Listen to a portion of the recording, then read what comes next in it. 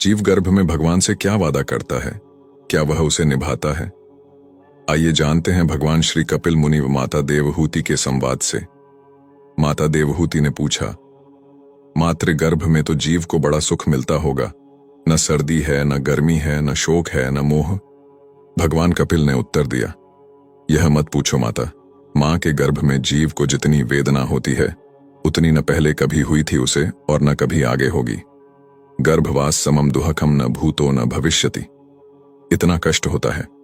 हजारों छोटे छोटे जीवाणु कीटाणु जो मातृगर्भ में पलते हैं, ये जीव के कोमल त्वचा को काटते हैं। जीव तड़पता है, बिलकता है, पर वहां कौन सुने? यदि मां चटपटी वस्तु का सेवन कर ले तो इसको कष्ट होता है। मां कभी गर्म वस्तु का सेवन कर ले तो इसे दुख पहुंचता है। 7वां महीना आते ही जन्म जन्मांतर के कर्म इसको याद आते हैं और भगवान की स्तुति करने लगता है। तस्योपसन्नम वितु जगदिच्छयातना नातनोर्भुवि चल्ल चरणारविंदम। अर्थात परमात्मा से कहता है कि हे भगवान, एक बार मुझे इस गर्भ से निकालो, गर्भ से बाहर करो प्रभु। आपका ऐसा भजन करूंगा कि फिर कभी गर्भ में नहीं आना पड़े। भगवान कहते हैं, तुम गर्भ में ही स्तुति करते रहो, बाहर आते ही इस कष्ट को तुम भूल जाओगे। जीव कहता है, सत्य कहता हूं, एक बार गर्भ से बाहर निकाल कर देखो, मैं तुम्हें कभी नहीं भूलूंगा। बड़ी बड़ी प्रतिज्ञाएं करता है। 9वां महीना पूर्ण हुआ, 10वां मास आरंभ हुआ और जैसे ही प्रसव की वायु का वेग आया, जीव मातृगर्भ से तुरंत संसार में आ जाता है। जीव संसार में आते ही प्रभु को भूल जाता है और भक्ति रहित कर्म करके दुख भोगता है। गुरु साधु शास्त्र अनादिकाल से कहते आए हैं, हरि का भजन करो, हरि है तुम्हारा। बाकी तो सब तो झूठ है, फरेब है, धोखा है। बुद्धिमान व्यक्ति ही हरि भजन कर सकता है। श्रीमद् भागवतम में भी यही उल्लेख है। जीव को मात्र गर्भ में इतना पीड़ा होता है कि वह भगवान को स्मरण करने लगता है। सोचिए कि हमें कोई अगर बंद कोठरी के अंदर 1 महीने के लिए रखेगा तो क्या होगा? हमारा शरीर अनित्य है, पर अंदर जो जीवात्मा है वह कभी नहीं मरता है। क्योंकि जीवात्मा भगवान का अंश है, इसलिए वह भगवान को हर समय स्मरण करता है।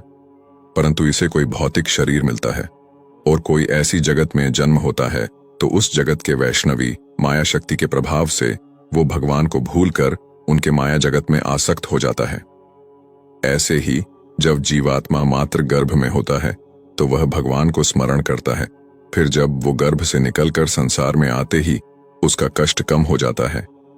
जीवन का उद्देश्य भूलकर समय को व्यर्थ किए जा रहे हैं। हमें समझना होगा कि जीवन प्राप्त क्यों हुआ है। यदि समय रहते समझ जाएंगे तो उचित ही है, नहीं तो इसी धरा पर प्रेत बनकर घूमना होता है। फिर भटकते रहते हैं और जीवित परिवार के सदस्यों से उम्मीद रखते हैं कि मृत्यु उपरांत वो हमें समय समय पर भोग तर्पण आदि द्वारा देंगे। लेकिन आज समय बदल गया है।